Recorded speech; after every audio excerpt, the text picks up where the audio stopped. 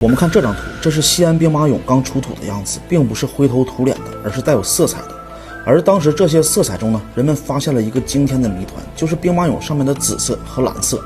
我们先说这个紫色啊，它的成分竟然是一种人工合成的化学物质，叫做硅酸铜钡。可教科书上说，这种物质是20世纪80年代西方科学家他们进行超导研究时才偶然得到的。而专家进一步研究又发现了一个细节，这个紫色呢不单单是颜料那么简单，它还是一种超导体材料，所以它里面有波纹，在一定条件下是可以让电阻消失的。那么这个问题啊，所有人都疑惑了，也足以证明秦朝当时掌握着很多我们认为不属于那个时代的科技。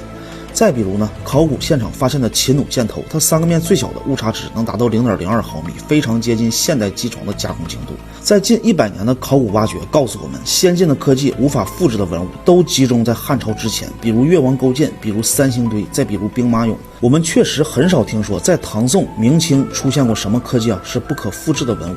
我国的地层考古学者呢，在做历史调研时发现了一个很奇怪的问题，在我们的历史上，汉朝之前的老百姓啊，居住的都是瓦房居多，而汉朝之后的2000年历史居住的都是茅草房，直到近40-50年啊，才重新恢复到汉朝之前的瓦房自由。说到这里啊，很多看视频相对年长的人都会有一定记忆的，但是你们不知道的是啊，当茅草房换成瓦房时，你们认为过上了幸福的生活，但这已经是2000多年前已经普及过的建筑了，这就让人非常的费解，为什么我们的历史会存在严重的退步？很多的网络手啊都会说秦朝之前有外星来客，其实这个论点呢，它也很难成立，而导致我们是强大还是衰弱，是进步还是退步，这背后的根本原因呢，是因为有人动了我们的文化。在古代，统治者过度实行护卫皇权，让底层老百姓吃不饱，拉开贫富差距，这才荒废生产，停止创新。今天呢，我一个视频就给你说明白。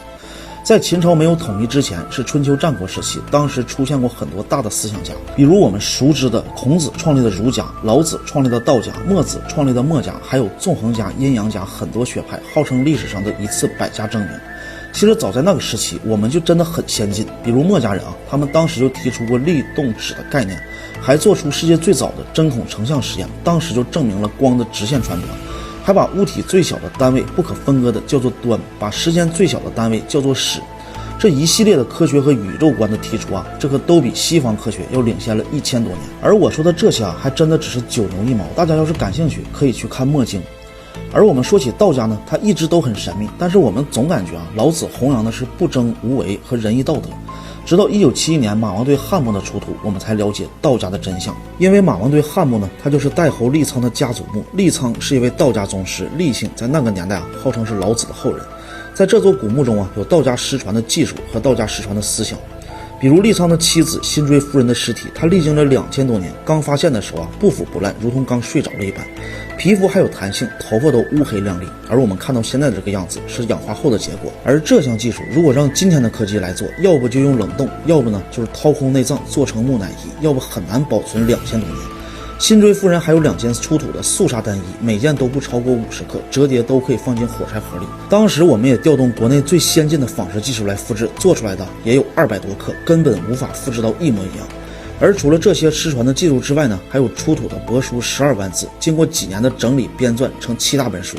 在一本呢叫做《五星战》，明确地记载了金木水火土这5颗行星的运转周期和29颗彗星的样子和周期的轨道，和今天我们的数据做对比，居然惊人的相似。而这个又如何解释？我们都知道，就算用现在的科技观察29颗彗星的运行周期，至少它也需要400年的时间，而古人居然做到了。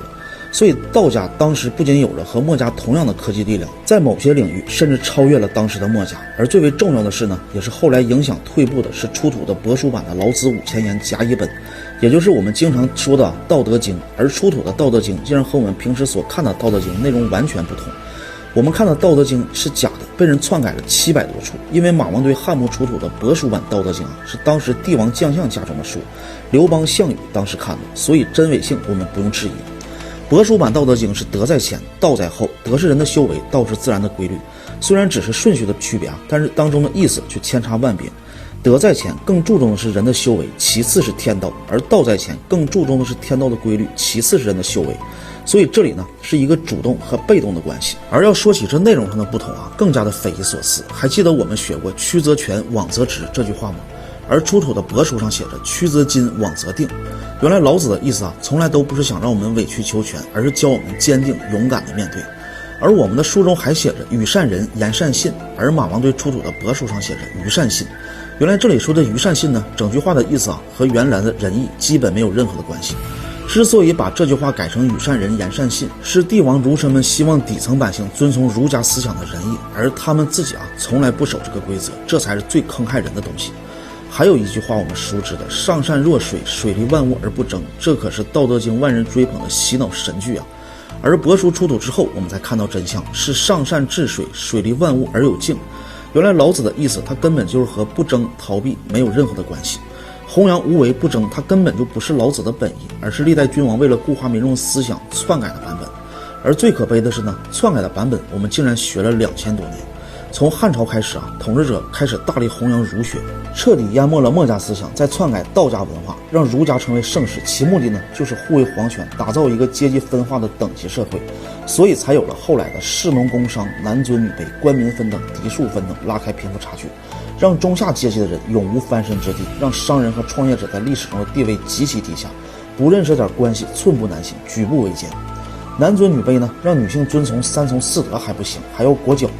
然后儒家文化还主张君子以固穷，贫穷也要安贫乐道，让出生贫微的人要信命，不要想着翻身。反之贵族呢，他永远都是贵族，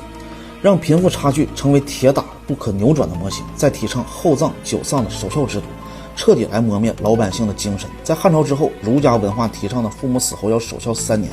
并且在守孝期间内不允许参加任何的劳动和创作，然后还提倡厚葬，无论你有钱没钱，砸锅卖铁也要厚葬的这种儒家文化思想，如果不做就是不孝。在古代不孝那可是大不逆的。儒家文化这颗毒瘤如同三体小说向地球发来的质子，甚至比质子还要可怕。而皇权贵族贪图享乐不作为，底层老百姓吃不饱饭，谁还有心情搞创新谋发展？所以真正影响历史进步的是历代统治者过度护卫皇权贵族的利益，实行愚民的手段而导致的。